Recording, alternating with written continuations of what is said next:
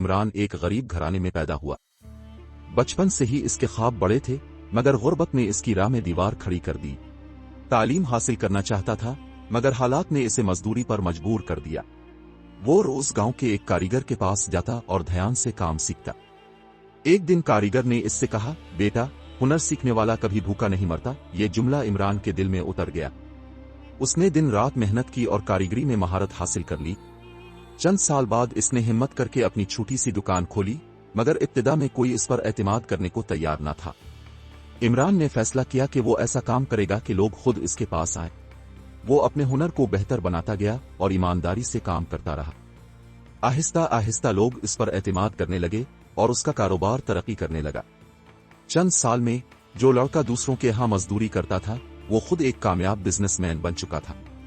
سبق: اگر نیت صاف ہو، حوصلہ بلند ہو اور محنت سچی ہو تو کامیابی قدم چومتی ہے۔